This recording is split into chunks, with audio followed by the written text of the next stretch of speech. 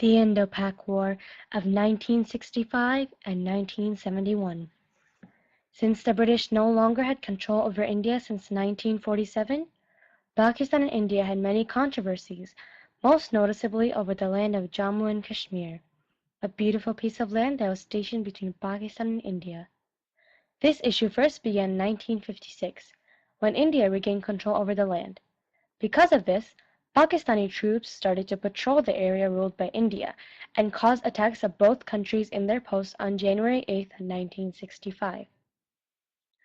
On August 5, 1965, thousands of Pakistani soldiers dressed like local Kashmiris spread around different areas of the land. India had also counteracted by capturing three very important mountain positions of the Pakistani army. By the end of August, both sides had had developments in their attacks.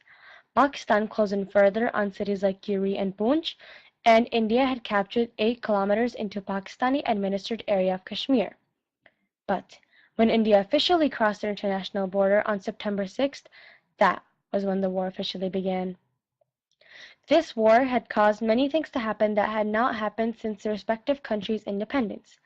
India and Pakistan engaged in aerial combat, and the 1965 war had had the largest tank battle since World War II. And it was no shock that the US was involved in this war. A declassified document shown here confirmed this. Origin. This was a United States telegram sent from New Delhi on October 15, 1965, with a man named Lucas. Purpose. This source's purpose was to seek out what was happening over in Kashmir, and who and how they were taking over the land and what they were doing with it. Value. This U.S. telegram was secretive and classified, so it gave the value of knowing that the U.S. confirmed the existence of hundreds of infiltrators in the state of Jammu and Kashmir during the events leading to the war. It also confirmed whose side the U.S. was on. Limitations. This U.S. telegram was secretive and classified, so it gave the value of knowing that the U.S. confirmed the existence of hundreds of infiltrators in the state of Jammu and Kashmir during the events leading to the war. It also confirmed whose side the U.S. was on. In the end, the United Nations called for a ceasefire. According to BBC News UK, after more than 3,000 soldiers from each country had fought and passed, India ended up with 3,900 kilometers squared of Pakistani territory, and Pakistan had taken 650 kilometers squared of India's territory in Kashmir. The 1965 war wasn't the end of the conflicts between Pakistan and India. This war was provoked by the Bangladesh Liberation War, which was a war of military conflict between East Pakistan and West Pakistan, which established the Bangladeshi Republic. This war only lasted 13 days, which was considered to be one of the shortest wars in history to date. During this war, India and Pakistani forces engaged in fighting in the western and eastern fronts. Throughout November, thousands of people marched across West Pakistan, calling for the country to crush India. India answered back with a military buildup on the border of East Pakistan. The war came to an end after the Pakistani armed forces signed the Instrument of Surrender on December 16, 1971. It was estimated that 300,000 to 3 million Bangladeshi civilians were killed. According to Academia.Education, this genocide was considered one of the largest in history. One soldier that fought in the war explained what it felt like.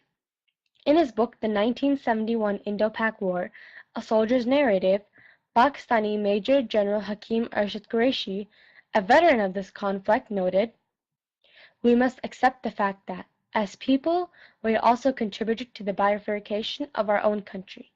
It was not a Nazi, or Yahya, even a Mujib, or a Bhutto, or their key assistants, who alone were the cause of our breakup, but a corrupted system and a flawed social order that our own apathy had allowed to remain in place for years. At the most critical moment in our history, we failed to check the limitless ambitions of individuals with dubious antecedents and to thwart their selfish and irresponsible behavior. It was our collective conduct that had provided the enemy an opportunity to dismember us." Origin. This was a book called The 1971 Indo-Pak War, A Soldier's Narrative by Major General Hakim Arshad Qureshi. Purpose. This quote's purpose was to show the effects of war on a soldier and how the citizens felt about the war. Value. The value of this quote was to show how corrupt the Pakistani and Indian government and legal system were. and how they caused many casualties, just because the government chose to be selfish and irresponsible, which led to genocides. Limitations. This quote doesn't show us what his job was in the war, or what assignment he was given that made him think of the corruption of his government. We also do not know about the broader perspective of this book, and it is also missing a perspective of the war. My question was, to what extent was the Indo-Pak War crucial to the rivalry and conflict of the Cold War? America had always close relations to India, as they did provide assistance during both wars.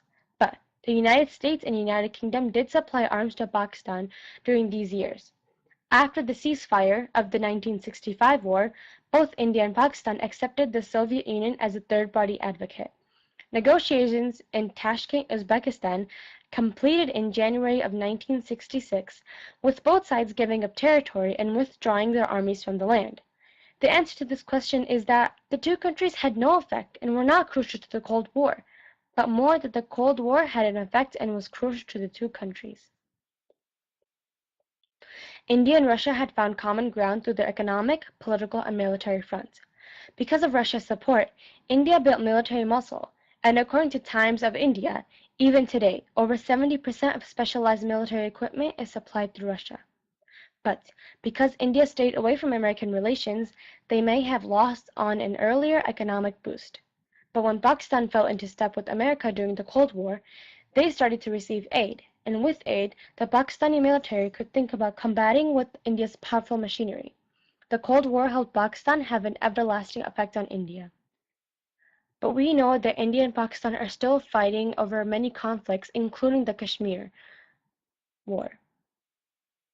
But in the end, we know that the world cannot live without war.